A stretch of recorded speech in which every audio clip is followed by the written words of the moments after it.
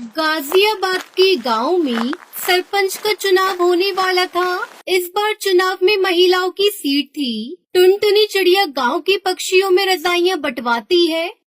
टुनटुनी, ये मैं क्या सुन रहा हूँ? तू प्रधानी का चुनाव लड़ रही है? हाँ मामा, सही कहा आपने।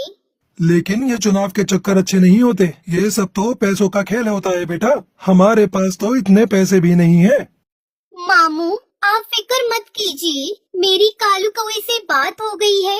वो कह रहा था कि चाहे जो भी हो जाए, जो गांव की पुरानी प्रधान सुंदरी देवी को वो प्रधान बनने नहीं देगा, क्योंकि उसने कभी गांव में किसी का भला नहीं सोचा। वो सिर्फ अपने बारे में सोचती है।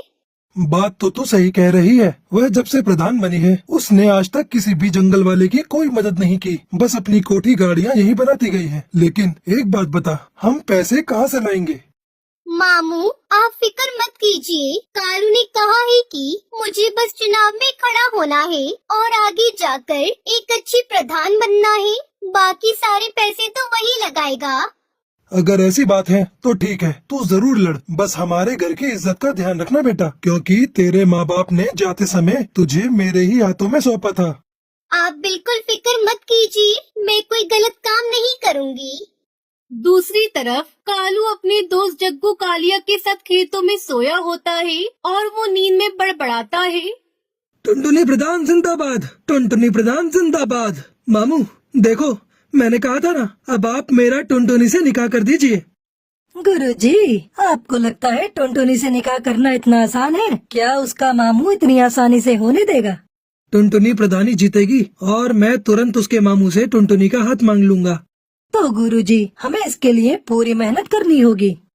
टुनटुनी को जिताने के लिए हमें सबसे पहले दुश्मन की सारी खबर रखनी होगी। शाम दाम दंड भेद सारे ही तरीके अपनाने होंगे। तो चलो चलते हैं गाँव में।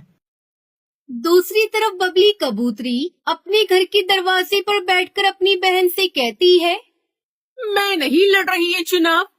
तू ऐसे क्यों कह रही है? तू तो पर्चा भर के आई है।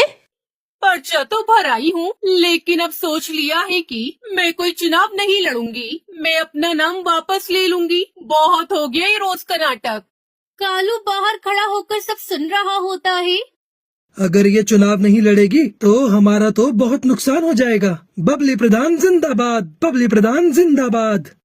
गुरुजी, जब आपने इसे प्रधान बोल ही दिया है तो जरूर जीत जाएगी।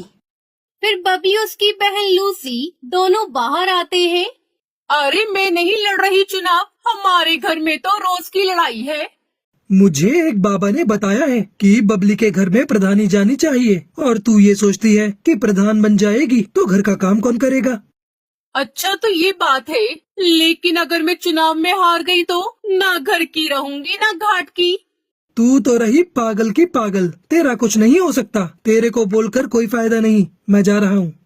रुक जा, इतने विश्वास के साथ बोल रहा है तो मैं जरूर लड़ूंगी चुनाव।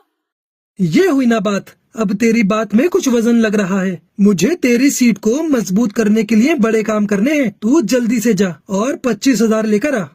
25,000 किस बात के? जो तेरे खिलाफ है उनको पैसे देकर ही तो तेरी तरफ करना होगा। मैं क्यों दूं पैसे? एक तरफ तो तू कह रहा है कि बाबा ने तुझे बताया है कि मैं ही चुनाव जीतूंगी, फिर तू पैसे क्यों मांग रहा है? बाबा ने ये भी बताया है कि तेरे दुश्मन पैसों से बड़े ताकतवर हैं और वे पैसे खर्च करके तुझे हराने की पूरी कोशिश करेंगे। अगर ऐसी बात है तो मैं पैसों में आग लगा दूंगी। अभी लेकर आती हूँ पैसे। बबली कबूतरी कालू को पैसे दे देती है। बबली प्रधान जिंदाबाद, जिंदाबाद, जिंदाबाद। अपने लिए 5-6 अच्छे सूट बनवा ले चुनाव के प्रचार में जाने के लिए। बाकी तेरे पोस्टर मैं बनवा दूंगा, उसके लिए पैसे अलग से दे दे मुझे। अलग से कैसे पैसे? 25,000 की जगह 30,000 दिए हैं। ठीक है ठीक है, पोस्टर के खर्चे का बाद में देख लेंगे। अब मुझे बहुत काम करना है, जाने दो। बबली प्रधान जिंदाबाद, जिंदाबाद, जिंदाबाद। बबली प्रधान जिंदाबाद करते हुए वो वहाँ से आगे निकल पड़ता है। कालू पूरा माहौल बना देगा, तुझे प्रधान भी बनवा देगा। गुरुजी, कमाल हो गया। 1 मिनट में 30,000। चलो सुंदरी प्रधान के घर। सुंदरी प्रधान जिंदाबाद, जिंदाबाद, जिंदाबाद। सुंदरी प्रधान जिंदाबाद। सुंदरी प्रधान जिंदाबाद करते हुए वो दोनों सुंदरी प्रधान के घर पहुंच जाते हैं। मेरे टक्कर का इस पूरे गांव में कोई नहीं है। प्रधानी का चुनाव तो मैं ही जीतूंगी। हाँ सुंदरी प्रधान, तुम बिल्कुल ही सही कह रही हो, तुम ही जीतोगी। मैं तो स्कूल में खड़ा होकर सारे वोट तुम्हारे ही नाम पर डलवाऊंगा। मेरा बस चले तो सबको भगाकर खुद ही तुम्हारे नाम पर वोट डाल दूं। कालू तू याद रखना मुझे। इसमें याद वाली क्या बात है? मेरे दादा परदादा, इसके दादा परदादा सब हमेशा से ही तेरे साथ हैं।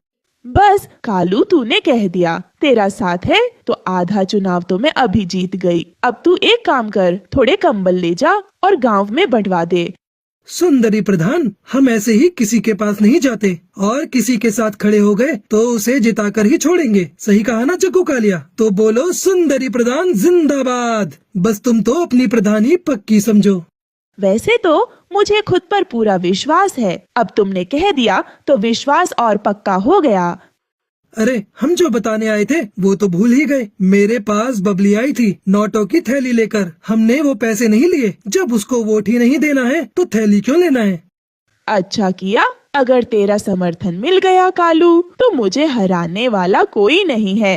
तुझे समर्थन चाहिए या वोट चाहिए? बस समर्थन तो हम तेरे लिए ले ही आएंगे और जो वोट नहीं देगा उसे खिला पिला कर तेरी तरफ कर देंगे। मुझे तेरे से यही उम्मीद थी कालू। तू जिस चीज पर हाथ रख देगा वो तेरी होगी। बस एक बार मुझे चुनाव जीत जाने दे। जिस चीज की भी जरूरत हो आकर ले जाना। तेरे घर का तो मैं पानी भी नहीं पीऊंगा। तुझे वोट देने के लिए मैं तेरे से कुछ लूंगा क्या? वह तो जब मैं गांव में निकला तो 2-4 पक्षियों ने पूछा कि भाई किसे वोट डालना है, कुछ खिला पिला दो। उसके लिए मैं तेरे से पैसे लूंगा, उनको खिलाने पिलाने के लिए और तेरी तरफ करने के लिए, वरना मैं तो एक पैसा न लूं। कालू जब तेरे जैसे लोग मेरे फेवर में है ना तो मैं ही जीतूंगी चुनाव। अरे वो हरिया तोती आई थी मेरे पास पैसे लेकर कि मैं और अपने साथ वाले वोट उसे दे दूं। मैंने तो सीधा ही मना कर दिया कि मैं नहीं लूंगा पैसे। जब वोट उसे नहीं देना तो उसके पैसे क्यों लेना? ठीक किया तूने। मैंने उसको साफ साफ कह दिया कि इतने पैसे तो सुंदरी ऐसे ही दे देगी मुझे। अब तुम एक काम करो सुंदरी प्रधान, मुझे 25,000 ला कर दो। मैं उनके लिए काजू बादाम और फलों की टोकरी उतरवाता हूँ। बस फिर देर किस बात की है, ये ले पैसे। वो सुंदरी प्रधान जिंदाबाद करते हुए वहाँ से निकल जाते हैं। दूसरी तरफ हरिया तोती के घर उसका पति तोताराम परेशान था। क्या सोच रही हो? मैं ये सोच रहा हूँ कि तू इस बार चुनाव मत लड़। क्यों न लड़ू चुनाव? मेरी बात हो गई है, सारा गांव मेरे साथ है। अरे 2 बार तो मैं भी चुनाव लड़ चुका, देख हार के बैठा हूँ। तुम हार गए लेकिन मैं तो जीतूंगी। अरे रहने दे, तू क्यों घर को बर्बाद करने पर तुली हुई है? तुम कुछ भी कहो, मैं तो लड़ूंगी चुनाव और जीतूंगी भी। तभी कालू आता है। हरिया प्रधान जिंदाबाद। देखो कालू खुद मेरी जीजी कार करते हुए आ रहा है और ये जिसके पीछे लग गया वो तो जीत ही गया समझो। अरे तोताराम क्या बात हो गई? दुखी क्यों हो? क्या बताऊं तुझे, 2 बार चुनाव लड़ा और हार गया। अब ये चुनाव लड़ने को कह रही है, बात ही नहीं मान रही मेरी। अब हार की बात करेगा तो हारेगा ही, जीत की बात कर जीत की। पीछे मुड़कर देखना छोड़ दे और आगे की तरफ बढ़। कौन समझाए? ये तो पुरानी बात पकड़ कर ही बैठे हैं। मैंने कहा जिसके साथ कालू हो उसकी तो जीत ही होगी। अब तुम्हें क्या बताऊं, 3 बार आ गए मेरे घर पर 30,000 40,000 लेकर। कह रहे थे कि तुम बस चुनाव जितवा दो, पैसे चाहे कितने भी लग जाएं। तूने किसी को हाँ तो नहीं करे?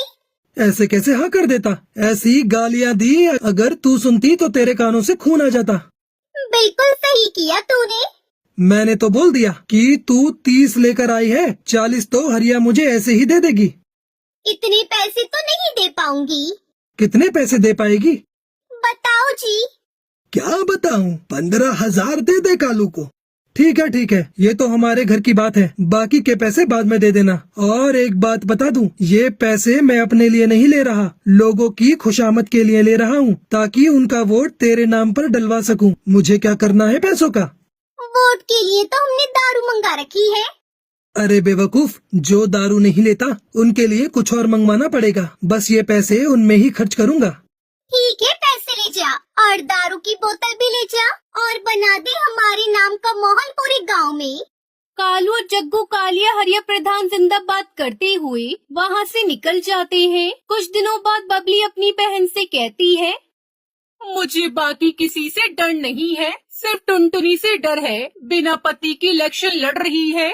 गांव के सारे मर्द पक्षी तो इसे ही वोट देंगे। तुम फिक्र क्यों करती हो?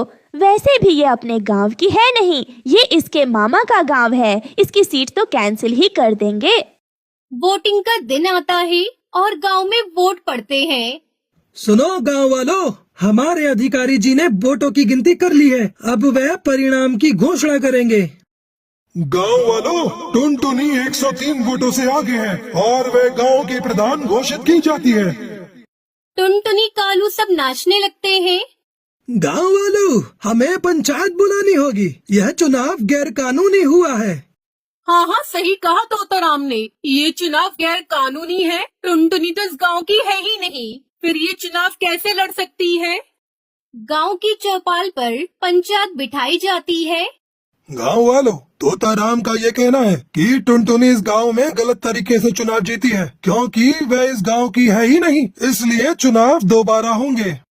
क्यों होगा दोबारा चुनाव? मैं प्रधान बनी हूँ, मुझे जिताने वाले गांव के पक्षी ही हैं। हम पागल हैं जो हमने चुनाव के लिए 10 बीघा जमीन बेच दी। मैंने कोई गैर कानूनी तरीका नहीं अपनाया है। चुनाव लड़ने जीतने के लिए मैं इस गांव की हूँ। मेरा निकाह इस गांव में हुआ है और इस हिसाब से मैं यहाँ चुनाव लड़ सकती हूँ। किसके साथ हुआ है तेरा निकाह? हमें भी तो बता। कालू से हुआ है मेरा निकाह, मैं झूठ नहीं बोल रही।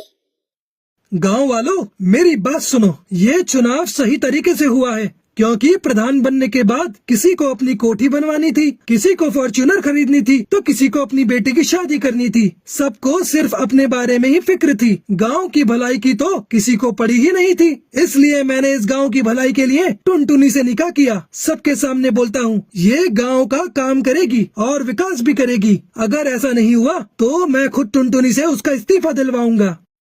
गांव वालों, मैं यहाँ पर बड़ी हुई हूँ, लेकिन मैंने हमेशा आप सबको गांव की टूटी सड़कों की वजह से परेशान होता हुआ देखा है।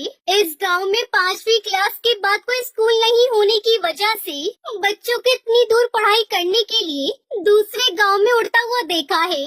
मेरे मामू मुझे पढ़ाना चाहते थे, लेकिन हमारे गाँव में कोई स्कूल नहीं था, जिस वजह से मैं आगे नहीं पढ़ पाई। और मैं नहीं चाहती कि हमारे गांव की आगे आने वाली पीढ़ी कम पढ़ी लिखी हो, खास तौर पर चिड़ियाएं, जिन्हें आप सब आगे की पढ़ाई के लिए दूसरे गांव नहीं भेजते। गांव के सभी पक्षी कालू और टुनटुनी के लिए ताली बजाने लगते हैं और इस तरह टुनटुनी चिड़िया जंगल के प्रधान बन जाती है और कालू की टुनटुनी से शादी हो जाती है।